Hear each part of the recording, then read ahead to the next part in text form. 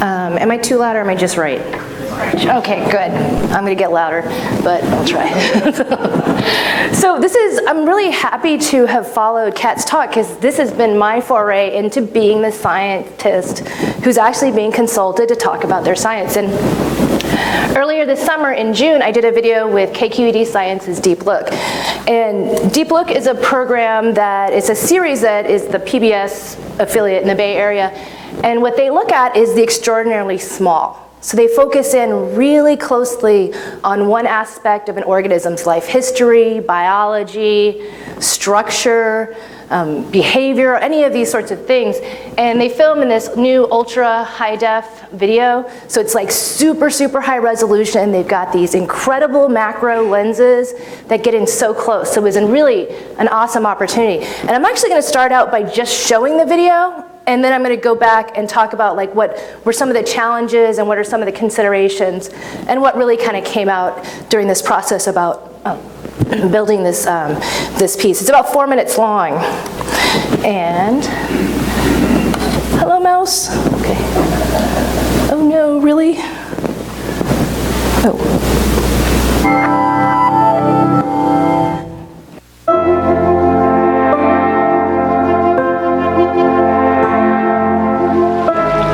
To us, it's a tranquil mountain stream. But if you're a bug living on those algae-covered rocks in the water, it's a constant underwater hurricane. Powerful currents, debris swirling all around you. How do you survive? Well, you build a shelter. All you need are some raw materials and a little tape. That's right, tape. This is the larva of the caddisfly. This insect has evolved a tool that's eluded us humans so far. Tape that stays sticky underwater. As winged adults, caddisflies are a favorite food for trout. Artificial lures mimic them in painstaking detail. But they spend most of their lives as larvae in shallow, turbulent water, which is rich in the oxygen they need. And though its head and legs are covered in a thick layer of insect armor, or chitin, its soft, white lower body is more exposed to the elements, and especially to any passing predators. So the caddisfly has figured out how to build a case for ballast, protection, and camouflage. It does this by binding together pebbles with a special silk that looks and acts a lot like double-sided waterproof tape. Every case starts with one pebble. It's like the cornerstone of a building. The caddisfly adds more pebbles, one by one, like a bricklayer putting up a wall, using its tape as the mortar. When he brushes the surface with his mouth, that's his tape dispenser working. It's in a gland under his chin. He's sealing the pebble down. These flies are very particular about their building stones. Only the right shape and size will do. If it doesn't fit, it's out.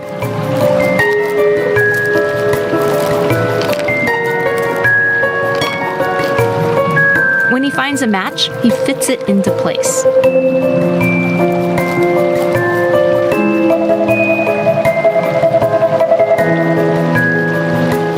Once he tapes down the basic shape of the case, he seals it up from the inside in a series of barrel roll maneuvers. The problem with our tape is that when it's wet, it loses its stick. But caddisfly tape is selective. It sticks to pebbles, but not to water. What's more, the ribbon itself is like a rubber band. It can stretch to twice its size and return to the same shape. But it snaps back slowly. It's a rubber band that moves like molasses. So the case is resilient, no quick movements. That's a lot safer for the vulnerable larva living inside. Bioengineers have started to figure out how we could make our own caddisfly silk, maybe as a kind of internal surgeon's tape, to replace the metal and string that we use to patch people up now. The magical underwater tape of the caddisfly. Another example of how evolution finds radical solutions to everyday problems, like how to survive in a hurricane. Hi, it's Amy. Look how tiny these guys are. That's what we do at Deep Look. We zoom way, way into very small worlds. If you like it, subscribe and leave us a comment down below. Thanks so much for watching. Okay, so that was the video. I was the hand model at the end, so great. Yeah, so I want to talk a little bit about what went into this narrative and how we got to this part about like this tape and the silk and all of these pieces. And I'm going to start out by talking that we actually had 2 locations for this project. We actually had the field site, which is in Marin County near Stinson Beach. It's a coastal stream that I did a lot of work in over the years. On the left is me. In the middle is Elliot Kennerson, and he was the producer for this individual caddisfly Deep Look. And then on the right is Josh Cassidy, and he is the lead producer for the whole Deep Look series. And we actually had the 2 producers. Josh does all the filming, and then Elliot was my day-to-day person who we did just lots and lots of talking about caddisflies. And as you can see here, even in the field, we had 2 different cameras, this like really awesome more video camera looking camera, and then an SLR, and he's got this little tube that's just basically a viewing box like we've used as children to be able to look at the bottom of the stream, and he's able to get really close in and get that really great macro photography. While we were out there, Elliot went ahead and took a lot of like sound and all of the stream sounds that you heard during the video. And then we also collected caddisfly case building materials and just sieved them down to different sizes so that we could have them available for the caddisflies, and just some general substrates for the aquaria. So we had to do this in 2 places because most of the observations that I've done on caddisfly case building has been in the lab, right? So I'm just sitting there for hours, watching them build, one at a time, characterizing behaviors. But if you think about how many people we have involved and how much everybody ends up costing, you have to start thinking about how are we going to do this on a large scale so that we're absolutely sure that they're going to build, right? And that we have enough going on, and we're going to have a high chance of success. And they'd actually approached me about this about 1.5 years ago to do this project, and I said, well, I don't really know how we're going to film them, how that's going to work, and I kind of thought about it for about 1 year, and I finally come up with an answer. And I basically sent this drawing to them in the middle of the night. I'm like, Elliot, I figured out how we're going to do this. And what we ended up doing was basically having a large aquarium with, the aeration, because this is a relatively high oxygen requirements for this caddisfly. And then we made little tiny 3-sided plexi or 4-sided plexiglass boxes with glass in the back, so we could actually get lots and lots of these little mini apartments close up to the glass. So while the caddisfly was building, it wouldn't wander off or change like this depth or things like that. So some of you guys may have built some of this stuff over the years, and it's basically a plexiglass viewing box with double-side slides, which are really great because they're optically clear, so anything behind it won't be getting any distortion. And this actually came from a drawing that my first entomology class 20 years ago, this was provided as a design for us, and it was really neat to be able to recall this back up and actually build it for this sort of application. So we actually set it up. We've got all of these mini apartments, so to speak, and we set them up in an aquarium. We put all the substrate in, and then you can see how cloudy it is, right? So we gave them about 24 hours for the 48 hours for the caddisflies to acclimate and for the water to clear, and we got this really nice setup for filming the caddisflies. So you can see how clear and nice it is. And one of the interesting things, and that's why it's interesting that Kat talked about this, is that we didn't really have a narrative decided when we started going on this. So it was a lot of back and forth with Elliot and him reading papers and reading the internet and talking to me and asking lots of questions, and it was actually a really interesting opportunity to kind of figure out what are we going to talk about and how is this going to work.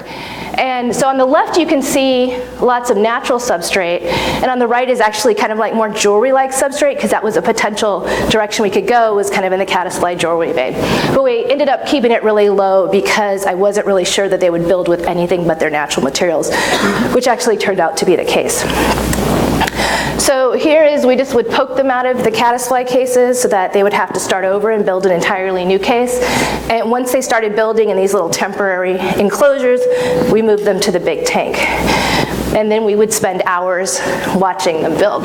So here we probably have about 6 or 7 of them running at the same time.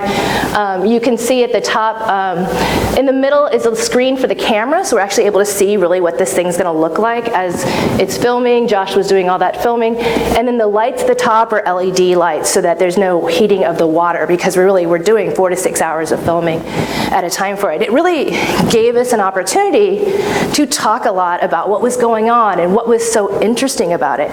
And what was cool is that I actually really got to point out these behaviors. And it's like what Kat said, I'm like super excited about this stuff. So I'm like explaining to them, I'm like, okay, now they're flipping it over, now they're doing this. And they're both like, whoa, like super excited. And that piece is what became, as you saw, a big part of that narrative. They actually talked about that rejection of stones and the twisting and the putting it together. So one piece just kind of came out of that interaction. And then the other piece really came out of the fact that they had such high, good macro that we could see the silk. And I didn't really see it under the scope very often when I was doing my individual projects. So upper left is on the interior of the case. They showed that. Bottom left is the temporary case that's still kind of a little bit attached, and then the right are this hanging piece of rock that we were able to pull up and just see it really holding a fair amount of silk. And so what Elliot did was he basically took my research, which was really on this behavioral aspect, and he combined it with this research of the group from Utah State University who looked at it for like structural and medical applications. And he called them and talked to them quite a bit. And this is research that I was aware of, but never really read the papers. I mean, look at the title. Energy dissipating, calcium dependent, double dynamic network fibers. Okay, so I haven't read this research, but it was really cool to see it combined together, right? These very disparate things. And that's really what we want, is these whole stories for people. So I was super impressed at the way that narrative worked out. The other thing is they really like to show life history, so the different phases of the larva. And this is where, as a scientist, like, it was really up to me to be making sure that this information was accurate and right. So there's a larva, we filmed that, but we really wanted an adult to go in that little circle. So I sent him the picture on the left, which was actually pretty low resolution. It was the only one I had. That's the adult of Neophylax rickeri. And he said, well, that's not very good. I'm like, okay. So he sent me the one in the middle, and I'm like, well, that's not even Neophylax. I'm not really comfortable with that. Species are important. And he's like, okay, here is Neophylax. And I'm like, well, that one's from the East Coast. I'm not really comfortable with that. We kind of care about these things. And then eventually I found some pictures of Splendens, which is the sister taxa to it, pretty much indistinguishable. So I could be comfortable with that. So how's the video doing? Well, as of just a couple of days ago, 170,000 views, which is like, wow, not that many people will ever read my papers. So feeling pretty good here. And again, this is the important part of science communication, right? Because this is what's going to get out. So like putting these things together is really important. I'm closely behind, which I see as 2 key competitors, pulsating slime mold and banana slugs. Okay, and those have just a few more views, like a couple thousand more views, but they've been out a lot longer. And so what this is showing is how popular this series is becoming, because every new video that comes out is just getting tons and tons and tons of views. And then I'm actually really satisfied as a trichopterologist that I'm above morpho butterflies, okay? So there's the battle of taxonomy right there. Okay, and so special thanks to folks like that. We had several people from KQED Science working with us. What you'll see in this upper picture is Josh Cassidy is filming the caddisflies, and Lauren Farrar is from KQED's Science Education, I think, and she's filming Josh filming the caddisflies. And what they did for this, my episode, was they actually did a behind the scenes. So there's actually a video that you can go check out of the behind the scenes making of from their perspective, as producers of this series and their goals and things like that. And with that, I'll be happy to take questions. Thank you.